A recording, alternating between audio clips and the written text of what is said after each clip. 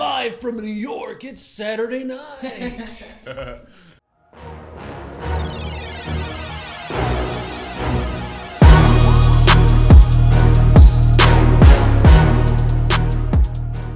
What's up, podcast? This is the up? Fourth episode of the Keepin It 100 podcast. Oh, yeah. Fourth episode. Oh, yeah. And we have a special guest with us today. Yeah. This is Brent Jones.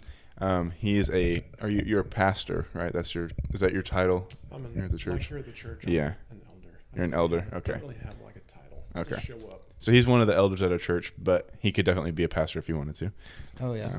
Very cool guy, and yeah. We're excited to get to talk to him today. So, yeah. Brent, thanks for coming on, and we're excited to hear what you got to say because we know you have a lot of knowledge. Oh, yeah. Thank you. Tons of knowledge. Happy to be here. Yeah. That's good. Yeah. Before we jump in, there's a very interesting question I thought of. Yes.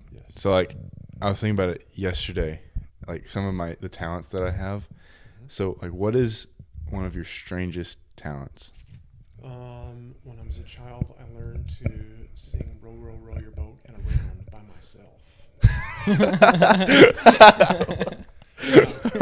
I used to. So I grew up in the TV generation, and I sat and watched a lot of TV. But I would watch the same tape over and over again. Tapes like that's before Netflix. But anyway, I'd watch it over and over again as it rewatched over. And one of them was a ventriloquist, and he did this little shtick, and so I learned how to do it. Interesting. Yeah. I would love to have you reenact that. Okay. But so it's that'd be so funny. It's row, row, row your boat, row gently, row down the row stream, your boat, row gently, row down the middle stream, there's like there's boat, there's stream, row gently, row down the row stream, your boat, row gently, merrily down the middle stream, there's like there's mother's dream, life is but a dream. Oh, my gosh. That's good. Yeah. It's pretty high tech. That is. Yeah, That was impressive. I did That's it with awesome. AI, I'm not going to lie. That's only through AI. That's impressive. Yeah. That is awesome. Yeah. I did not expect that today. That's not what I was expecting at all. Oh, wow. Yeah. So, Christian, what's your... My strangest talent that I could think of is that I can put my leg behind my head. Really? Yeah. I could do that when I was younger, but I'm old now. At least I think I can. I haven't done it. Can you do both legs? I know I could at one point. I'm not sure if I still can do both. I know I can do one. But When I was in grade school, we'd do both, and then they would try to spin me like a quarter on the gym floor. Oh, my gosh. It was a ton of fun until you fell. And then Yeah. you could really move around. Yeah, you're you're stuck in a yeah. position. Yeah. Just a Had to little go to the nugget. nurse's office because you're injured. There he is again. So what were you doing this time? Oh, I was getting spun like a quarter. It was really good. It was really good. That's funny. Are you going to demonstrate then? I can. Let's I guess. see it. Oh, I feel like you should. Okay. Yeah. Oh, wow. Oh gosh. Wow. That's Good job. That for the audio listeners, please go to YouTube and watch that. That was insane. A lot more painful than I thought it would be. I But feel like it if you worked. listened to it, though, it's probably pretty close. Yeah. I heard a bunch of cracking going on. There's a few cracks in there too. Yeah, for sure. Sounds like my bone broke. I think you did a great job. For those listening on audio, here I am doing both again. Hey, luckily any injuries happen. We do have a doctor here, so That's right. Yeah, that's true. That's true. That's true. That's true. All right, Aaron, what is your strangest talent? I don't feel like I have a ton of strange talents. You just didn't have any talent. I mean, Not rude. yeah. Just But, kidding. I mean, I was doing some card tricks last night, so I know a few card tricks. I don't know Yeah. if that's strange, but you know, that's That one that you showed me was strange how well it was. yeah. It's crazy. That was the one where I made it like come up here. Oh yeah. Yeah, that that was one. cool. Dude, that one was awesome. I don't know. That's cool. Do you have cards to show us? I don't have a deck of cards. Darn It would have been a good thing. Let's get like some papers and then write down on it. Yeah, card one. Maybe another time. Yeah. I like Yeah. that. But all right. Well, Brent, we've got a couple different questions to ask you today, so I'm ready. let's jump right into it. Christian, you want to ask the first question? I can ask the first one, yes. So, I've got there's a lot of information about your job, like in the doctor world. Mm-hmm. So Like, what is the most interesting part of your job? Like, what's the favorite part of your job? So I'm a family doctor in Harrisburg, Mm-hmm. and I've been in practice now for like 10-ish years here in Harrisburg, but I was in Indiana before that, and I just say all that to say, I think I like the most now that I really know my patients, and it's kind of like Your patients or the people patients? Yeah. Yeah, I like caring for all the people, and I feel like I know them well, and they know me, and it's a really special bond that you get to form with people. Yeah. In times where they really need you, and so it's a great honor that I feel like I have to help people in that role, and I feel like it's a calling on my life to do it, and so I get to do it with a lot of just humility, I think, but pride and joy in just getting to know that every day I get to suit up and go to work to just help people, which is awesome. So, Yeah. That's amazing. yeah. So, like, what got you into being a doctor and all that? I knew I wanted to be a doctor when I was like 5 years old. Oh, wow. Really? Yeah, I wrote a book in kindergarten for young authors called Nick the Pediatrician. I didn't like the name Brent, so I wanted to be named Nick. I don't know why. I don't know that Nick is all that much better now. There's so many Nicks out there. But anyway, I thought that I wanted to be, a doctor, and at the time, all I really knew was the pediatrician that I had, Dr. Healy, and so which was a great doctor name, by the way, solid. Anyway, I've known ever since that that's what I was going to be. So. That's pretty cool that your childhood dream is the reality. Yeah, that's cool. I feel like that doesn't always happen. But I feel fortunate. It's a long that's journey, awesome. but it's good. Yeah, that is cool. Now, with being a doctor, I'm sure you've encountered a lot. Has there been any like scary moments or anything like that where you've just been like not expecting something, but then a patient comes in and it's like a scary situation that you've had to, take your time and just think through what you're doing? Yeah, that happens like every day, I would say. There was one time that I can tell this story. It's a little bit different because it was very public, but I was in residency and I was in Evansville still deaconess, and there was a time where I was in this huge long line to vote, and you voted at City Hall there, and so it was like I waited like an hour and a half, and anyway, long story short, they kind of came out of the main office there running, and they were like, is there a doctor? Is there a doctor? And I was like brand new in residency, so I felt a little like uncomfortable even be like, yeah, it's me, and running down there, but they were finally like, hey, are you a doctor? And I don't know why they even asked me, but I was like, yeah, I am. And so I ran with them, and we went in, and this guy had sort of like slumped over and fallen to the floor, and he was dead. Oh, wow. And so, I took his pulse, and it wasn't there, and so I started CPR, and so they were calling for other people and for the AED, which would shock. And like, this doesn't happen, but like, he came back, I resuscitated him, and so other people got there, nurses and police personnel, and like, he's like, what happened? Like that sort of thing, which shouldn't normally happen, but he did. Wow. And so I was just so like freaked out by the whole situation that they were like, do you want to put the pads on? Which you should certainly do in that situation, like get him ready for the EMTs to arrive. And I was like, just nobody touch him. Just don't touch him. It was just so freaky. But anyway, they were like, doctor, you can go ahead and vote next. You don't have to go back to waiting in line. So it was one of those like, oh man, I guess we're here doing this now, kind of things. Wow. But that's awesome. Well, praise God real that life. He came back. Yeah. Amazing. It was a wild deal, but sometimes those moments happen when you least expect it, and you're thankful that you can help again. It's a good thing.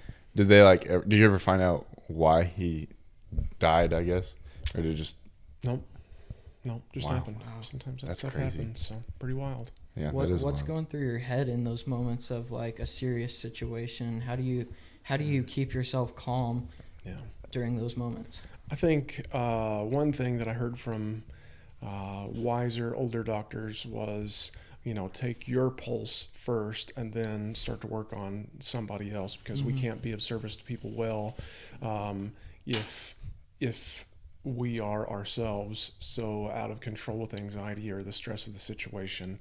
So I think it's taking the breath, taking a moment, and then going for it. So it doesn't take long, but a minute, not a minute, but a few seconds is enough a lot of times, just sort of help you reorient and go. But a lot of times things happen so quickly you don't have time to sort of get set. So you just train and you train and you train. You have lots and lots of experience with things to where, it takes something pretty weird now to totally shake you. So that's part of it. Yeah. Have you had any moments, like when you started as a doctor, have you had any moments where the stress or anything's got to you, or have you always been pretty good at staying calm? I think every human being, if they're honest, has had moments where the stress gets to you. So I would say yes to that, but I have a wonderful wife, Leslie, who's like super supportive, and I think anybody who knows her knows she's just like a wealth of reinforcing, encouraging information and spirit, through the Lord. And so that's kind of like playing to her gifting. So I directly benefit from that. But then I just think otherwise, it's residency and time of training when it was the most stressful for me was a time when I felt like the Lord really calling me most to like just get deep with him and spend a little bit extra time with him, and to just sort of when it felt like I was maxed out, to just sort of pour it out on him again and then keep going, and that was a good thing to learn, because that's life, whether it's hard training or difficult times in life we walk through or whatever. I've found that like God is so faithful that we can rely on him as a friend, and like he knows when we're stressed or suffering or our peace is shaken, and he wants us to run to him and to just like literally just dump it all out there, vomit it all up and say, gosh, I'm a mess, help me out. I'm messed up, and he's good to just come and be with us and help us. So, yeah. So, well, we are very thankful that you mentioned Leslie. We're very thankful for the two of you guys. Yeah, and you guys are such an inspiration to us. Oh, thanks. You guys have constantly welcomed us into your home, and so we enjoy it. Yeah. Kind of leading into the next question, honestly. Like, do you feel like that's been a calling in your life as well? I think it kind of ties in to, you said you're a family doctor, the fact that you guys love hosting, right? Like that, I'd say you guys love hosting and having people over. Yeah. So would you say that kind of connects with you being a family doctor? I think so. One of the things that was really important to us was just me being available, and choosing work and a career in medicine, which can look like 1,000 different things, but just time-wise, having it set up to where there would be time for me to be at home and be a dad and be a husband and be available for things like having you guys over and doing things like that. And I think that those were some of the like foundational conversations that relate to maybe being a family doctor. But I think just toward your other question about like, having you guys over, Leslie's gifting and calling is majorly in hospitality, and it's like a family thing for her. It's her mom and her Aunt Mel and her grandma and on from there. This is just what the women in her family do very, very well and lovingly. And so I feel like I try to support her in that by being a good cleaner, being a good, like, I'm gonna take care of the forks here and the spoons here and the whatever, just to like pitch in the leftover napkins on the table. But my part in those roles is to quietly serve her and her giftings, and then when it's all put together in the beautiful way that she does it, I feel like it serves back toward my giftings, which is just like interacting with people, teaching, times like this where we just kind of get to, try to shepherd and mentor and talk and whatever else that looks like, but just really like discipleship relationships look like real life together, and the home and hospitality create maybe the strongest positioning for those kind of relationships and conversations to happen. So we've seen each other do really well in that, so we feel like it's a great thing. And now we're tickled because our older kids and even our younger kids get to be a part of that with us, and we feel like they benefit from you guys all being over there. We're getting to house for hours at a time, sometimes really late at night, but they go to bed early. But we get to house for hours, like champions and heroes that we want our little kids to see and our older kids to see as well. Like, this is what it looks like to walk out your faith at this age, these steps ahead of you. And you should emulate these people. We feel like these are great heroes of the faith to us in this generation and this younger generation, and look at them and listen to them and sound like them and follow them as they follow Jesus. And like, so for us, that's the gift back that you guys give, whether you realize it or not, to our family, is like you're sowing back in those times in front of our kids. So that's a big thing. Yeah.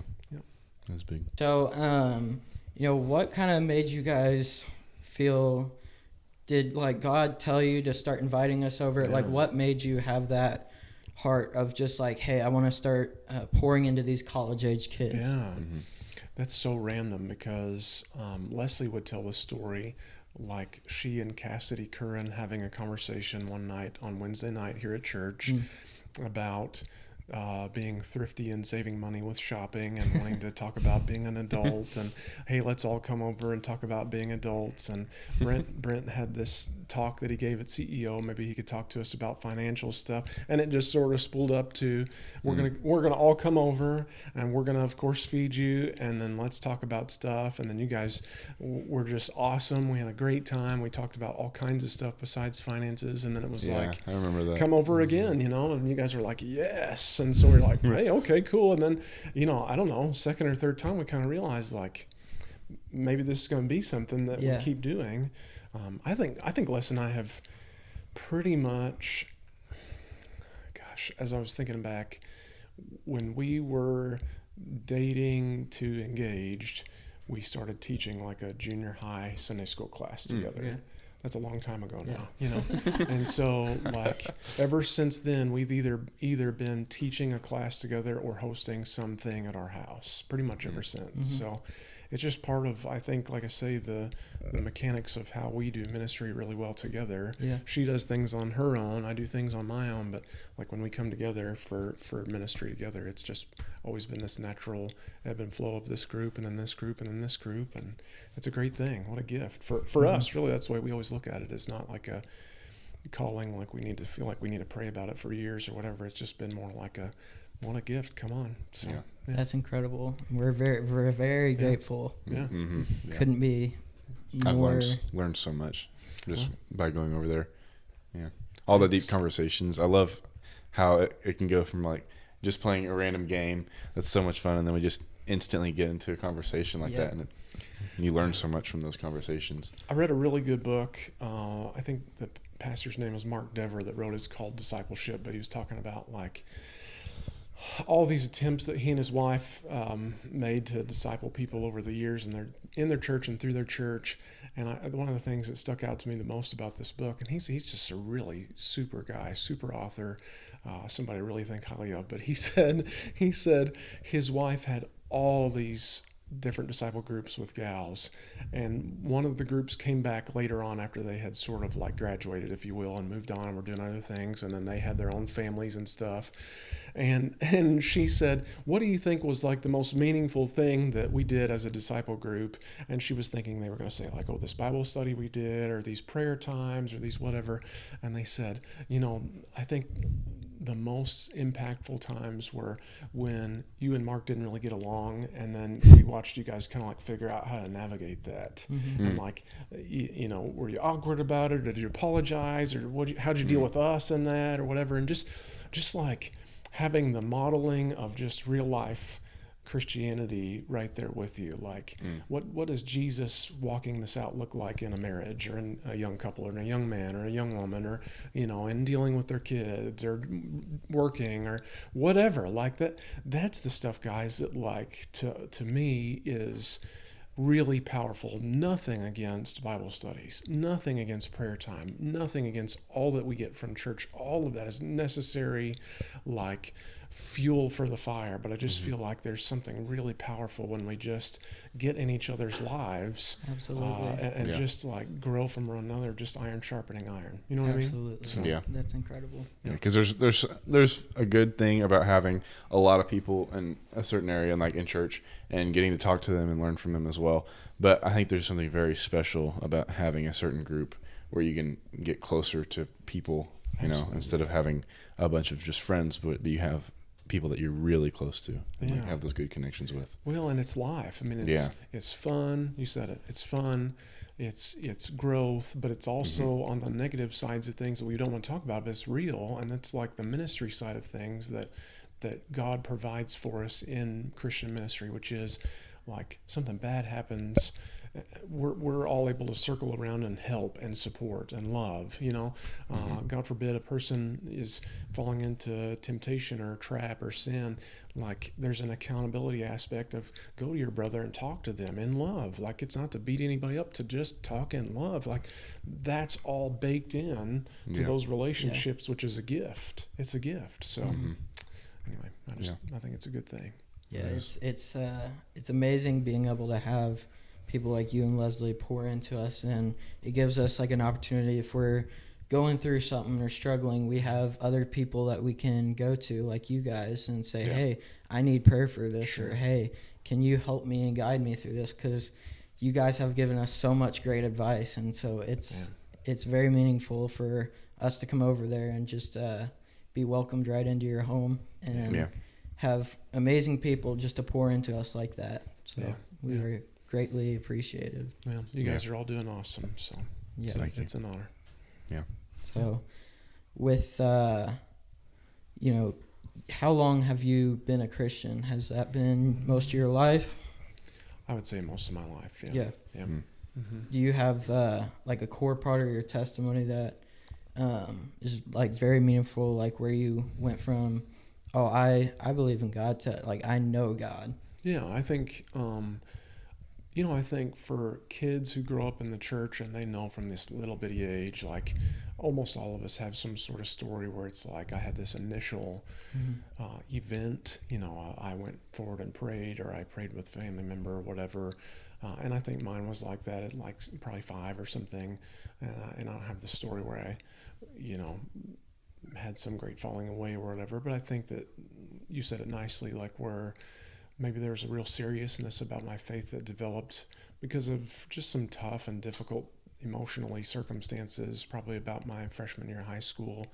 And I just felt a real sort of like crossroads, and it was sort of like God really met me even in my bedroom, and it was sort of a moment of, you know, you can go this way, which would be a terrible way, a rebellious way, a wrong way, a sinful way, a foolish way, and I'll let you, and it would be a wrong thing, and there's going to be a major price to pay for that, or you can follow me, and in following me, it may not always look like the easiest thing and the most profitable thing or whatever. There may be times that are difficult, but it's going to in the end be the best thing, and I'm going to be, you know, kind of like he says to, I think it's to Abraham, like I'm your exceedingly great reward. I'm your big gift, you know, and like it was like I saw the world differently. It was like I went to school and I felt the Lord's heart for people, and I never thought that way before. I never thought like what's that person going through? Like, why do they act that way? Maybe they're like really hurting. Maybe there's something going on at their home. Maybe they're struggling at school. Maybe whatever, you know. And like I felt God's heart just in a real meaningful way, and I can never separate the fact that like I didn't feel called like I had to like work toward it, but I had this real grace on my life to just like consume the Bible, like just read the Bible over and over again and memorize tons of the Bible. I still say to this day, like most of the Bible verses that I still know, I learned in that segment of time there when I was a freshman in high school. And so like I say all those things just to say like it doesn't matter when that happens. Like who cares? Is it junior high? Is it freshman high school? Is it when you're 75? Who cares? Like you know, the greatest thing for a human being who was made in God's image to give him glory, you know, like to experience and enjoy and love and worship him forever. When we really come by God's grace through Jesus into that real purpose for our lives, like there's such a clicking in of everything and who we are that suddenly like life makes sense. You know what I mean? Yeah. Like I knew who I was at that point. Like I didn't like have to worry or wonder anymore. Like, what am I doing here? Yeah. You know, I was like, I may not know like what job I'm doing or what college I'm going to. I don't know who I'm going to marry, you know, at that age. But I was like, but I know I'm a child of God. I feel like this comfort of like I'm His, you know, and it changed my life in the sense of like I really tried to start to live for Him in a way that was primary. Yeah. It was first. It wasn't like I'm in all these clubs at school and I do this stuff and I swim on the swim team and oh, by the way, I'm a Christian at church or whatever. Like it became like I am a Christian who does these things. Yeah. Everything else is defined and painted through those lenses, you know. And so, that's awesome. You know, I think when we're not really living for the Lord until that is what we can say. Yeah. Unless He's primary, He's not really king. So good. You know? Yeah. And that's the only position He is to be in. You know, consider who we're talking about. So it's kind of like, and I'll shut up after this, but it's kind of like I've been studying in Mark, and this week I was looking at the section where it talks about here's Judas who's selling Jesus off. You know, a disciple of Jesus. He's been right there with Jesus for years. He's seen the greatest of Jesus on the earth. You know, like Jesus just said, like verses before this, like the poor you will always have with you, but I won't always be with you. Like I'm going to leave. I'm going to be gone. And like how valuable is Jesus, you know? And then, so that's Judas, and we all can look in the mirror and have some Judas that we're dealing with, right? Like we all have some Judas to repent of. Yeah. If we're being honest. Oh yeah. Like we've all done that to Jesus in some measure, maybe a great measure. If it was me, I would have said great measure. But then like there's this picture of Mary, and Mary like before Jesus's feet, and Mary pouring out her greatest love on Jesus, and like the disciples who should be the people who are like, yes, this is right. Yes, He's worthy. Yes, He's that awesome. Yes, He's that meaningful to us as well, cheering you on. Go, go, go. The disciples who should have been those people saying all that were like, what is she doing? Who is she? And she's wasting all of that. Literally, that's the wording. Like she's wasting it. And so it's like the value of Jesus in our lives, even though those pictures are so very biblical and foundational, I think, to what, you know, the gospel story leading into the passion story of Jesus to the cross, like it's so foundational to even what we do with Jesus on the daily. If we're really His disciples, like, do we value Jesus enough to spend time with Him on purpose? You know, like, do we value Jesus enough to like make sure that He's primary on our mind, and we allow His word to guide what we're doing, or do we just say it and kind of move on, and there's really nothing to it? You know what I mean? So anyway, I think that's just such a valuable reminder of like He's worth it all. Yeah. He's worth it all. That's so good. Yeah.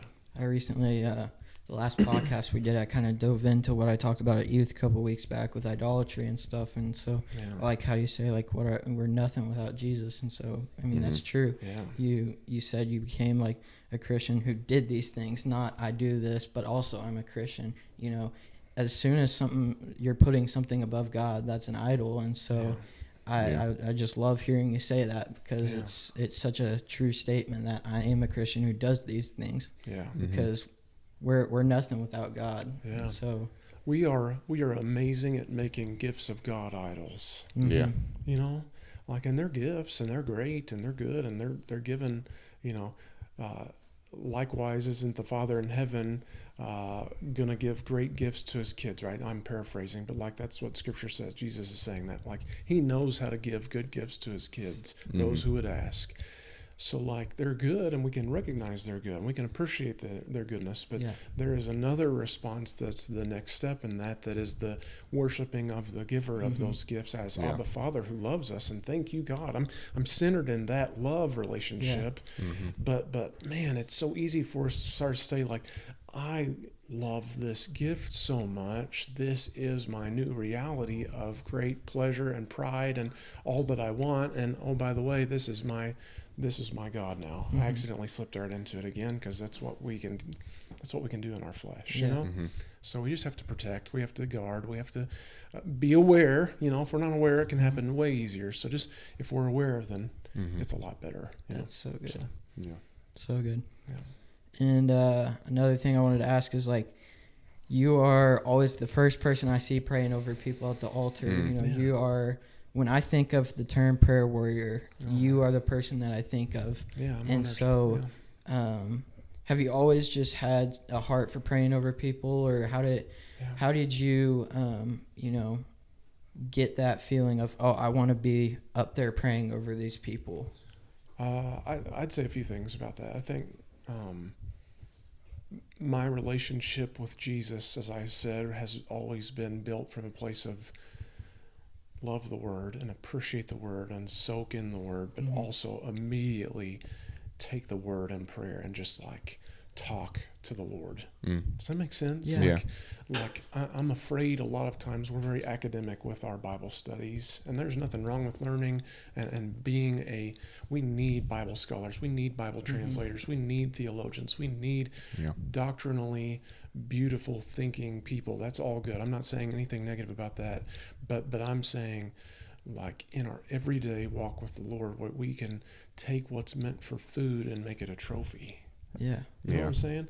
And so, like, we need to make that food by taking it back to our Lord and just saying, let's chew on this together. Like, I want to talk to you all day about this. I want to keep coming back to this. When I'm at lunch and I'm thinking, or when I've got this 3-second downtime, in between patients, and I just get this quick remembrance of this word that you said this morning. I just want to, like, chew on that with you again. Like, the steadfast love of the Lord never ceases. Like, even right now, on this Tuesday, you really love me, and it's never going to end. Thank you. Boom, moving on. Like, but like that chewing. And so, like, I try, how the Bible says, like, pray without ceasing. I try to live there. I've said this at the church a lot, but, like, I never read it somewhere or whatever, but I just made it my personal goal to say, like, like, Leslie and I are best friends. I've had some other incredible friends over the years, like, get such a gift, but, like, I have tried to, like, make it my, like, goal to say, like, I'm going to be best friends with Jesus, like, really like a friendship, not just say the word, but, like, really like a friendship, really have that. But I think we oftentimes, again, just sort of mix it into this religious milieu of, like, I'm just going to do some religious things. I'm just going to check these boxes and move on. Well, I'm guilty of that. We're all guilty of that. But I'm saying all that to say, like, when we will make ourselves and stay there and become people of prayer, because prayer is an avenue. Yeah. Prayer is a meeting place. Prayer is a connection point. You know what I'm saying? Absolutely. When we become people who are, like, disciplined to be in that place with King Jesus, then like, praying for people is like a normal thing that we're just going to do. Yeah. Like, 'cause I pray to the Lord, but I'm not mostly just praying for myself. I'm often moved just in his heart and just thinking about my day and thinking about people I care about and thinking about things I care about. Like, I'm often very quickly moved to pray for those things too, because God can do all things. Yeah. And there's a lot of things that are wrong. And there's a lot of things that are messed up. And there's a lot of chaos in the world, a lot of hurt in the world, a lot of pain and wickedness. And I know God is so good, and I bring it to his attention because I'm trying to be faithful to his word that says, you have not because you ask not. Like, it's almost like you can hear the hurt in his voice of, like, you should just be asking me. I would do a lot more if you would ask, but I'm waiting for you to ask. And so I don't want to be that person. And so I think oftentimes we're afraid. So that was kind of part one. Sorry, long-winded. But part two, sometimes we need brothers and sisters in Christ who just have a good word of faithful discipline for us at the right time. And Pastor TW shared with elders and just others, like, I'm looking for people who would just be consistent to go and pray for our people every Sunday who are just looking along with me, because he goes every Sunday too. There are a lot of others who go every Sunday, and so he was like, if you're waiting until you feel led, put a fishing weight in your pocket and reach in your pocket and feel led and go. Right? It's a joke, but it's the point is to say, like, and I loved that because I was like, yeah, what are we waiting on? Like, do we feel that God would be pleased with us praying for people? I mean, is the answer ever no to that? Like, is it ever going to be like, well, I kind of wish you wouldn't have prayed for them, especially at church when they're obviously looking for, a touch from heaven. Yeah. This is probably the wrong time to pray for somebody. I don't know why I use that voice for God, but I'm just saying, like, you know what I'm saying? Like, it's one of those, like, this is one of those, like, obvious, like, come on, Christians, wake up. Like, let's just go do what is so easily and obviously God's will in that moment. And it's in his love, and it's in his pleasure, and it's it's a place of worship. And so sometimes maturing in our faith is just getting over needing a fleece. Yeah.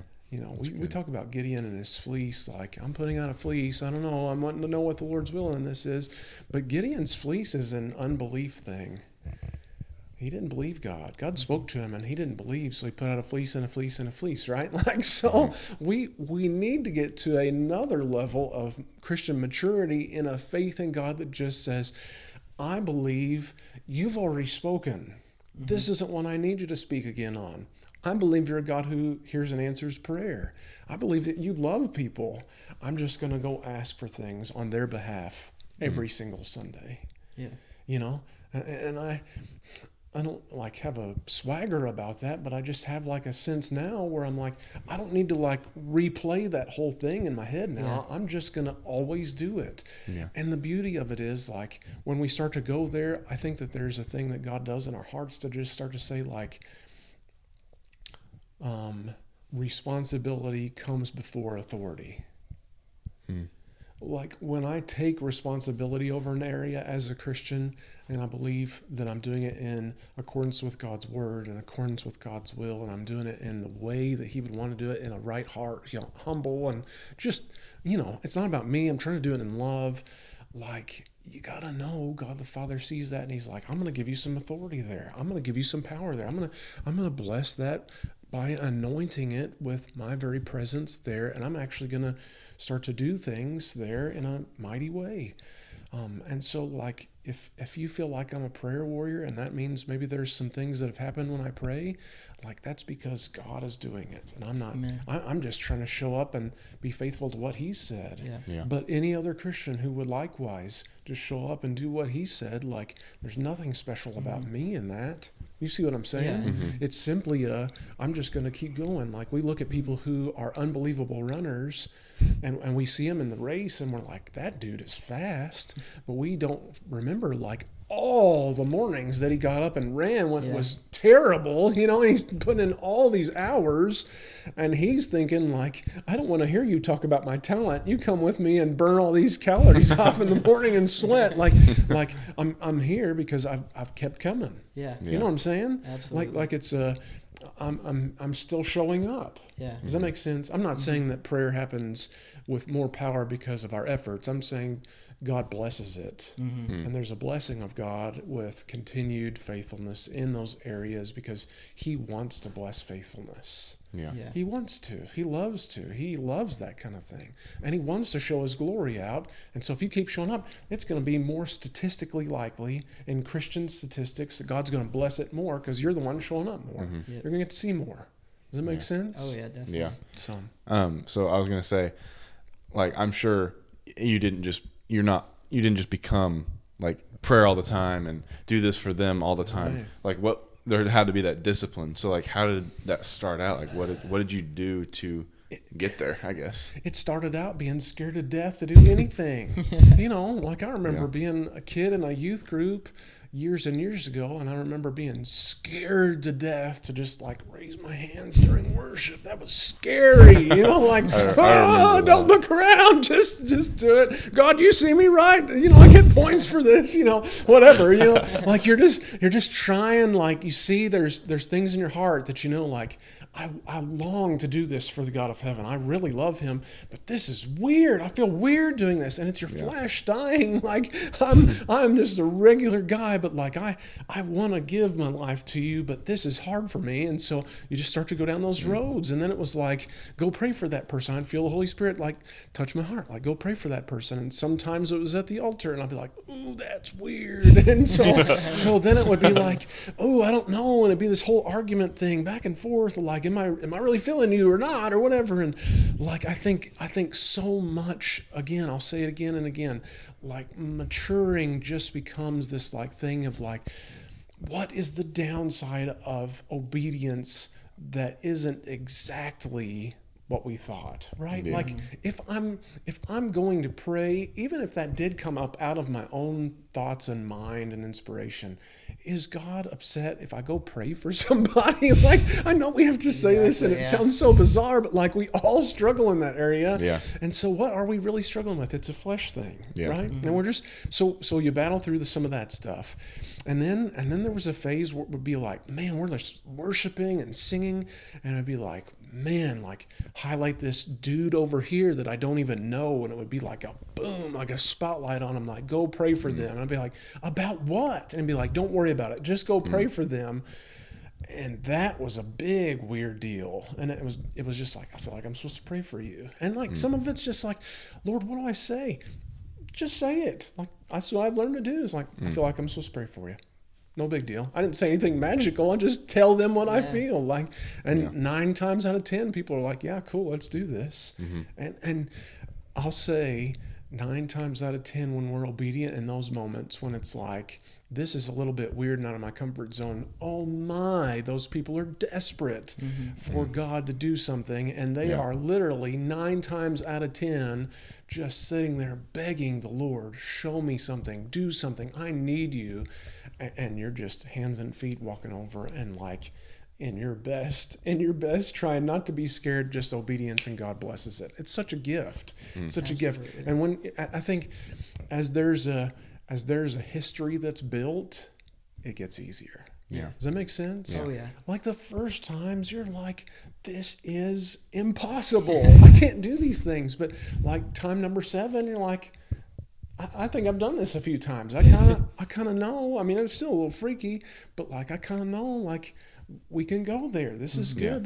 I can do this, not because anything about me. That's the whole point. Like, that's what you start to realize, is like, none of this is about me, but I can literally just take steps of obedience, nothing frills, nothing fancy, and just be obedient and watch God do what he's going to do. Mm-hmm. And I'm not responsible for the outcome. Mm-hmm. Yeah. Is that all right? Like, sometimes you pray, and you even feel like, boom, big stuff. You're like, wow, this is going to be like worldwide revival that it breaks out, after I pray for this person, like, and then you go and you pray, and it's like, okay, thanks, and you walk away, and you're like, I didn't see anything, like, sometimes, again, talking about maturity, sometimes maturity in this stuff is just learning to sort of say, like, God, even if I don't with these eyes or these ears see or hear something that's a result immediately, or in a day or a week or a month, I'm just going to trust you. Yeah. And I know how gardening works. You gave us gardening maybe as a picture of this, right? Like, when I plant a seed, I don't expect for a tomato to come out of the ground in my hand tomorrow or 5 minutes later. Sometimes it's 90 days. Sometimes it's a long time for that acorn tree. Does that make sense? Yeah. So like, some of this, we just take the long view of like, in the economy of God, I've done something important, and I may not ever see it until on the other side of heaven, God shows me, here's what happened that day. Yeah. Does that make sense? Yeah. Oh, definitely. It's all good. It's all good. Yeah. And I think people just need to normalize praying over people. Like you said, God's never going to shame you for praying over somebody. Yep. And so if you feel like, oh my gosh, I need to go pray over this person, go and do it. Yep. the fear that you're feeling is coming from the enemy. It's not. It's nothing else. It's go do it. It's not going to hurt. You never know when somebody is sitting there like they might be fearful to go ask for prayer, and so you never know when somebody needs that prayer because that might be the deciding factor of, hey, I'm surrendering to Jesus right now. God might shine that light on somebody, and they might be at church for the first time ever. And they might not know the Lord. And so you going and taking that step and praying over them might be the deciding factor of, hey, I needed this. God hears your prayers. And so it's one of those things that I think everybody struggles with. I struggle with it for a long time, getting that, getting over that fear of, oh, what if I'm judged? What if I'm this? You got to go do it. There's nothing wrong with praying over people. And so you got to normalize just going and praying for somebody. There's nothing weird or wrong about it. So good. Well, we appreciate you coming on the podcast. My pleasure. You've, my brain is just blown right now with knowledge. I love sitting down and having conversations with people like you and Ed who are just so knowledgeable. It's like you always learn something new with you guys, and so honored to share. We appreciate you very much. So you guys, thank you for tuning in to the 4th episode of the Keepin It 100 podcast. Hope you enjoyed the episode. So hope you're keeping it 100. You better be keeping it 100. But Brent, thank you very much for coming on. My pleasure. Appreciate it.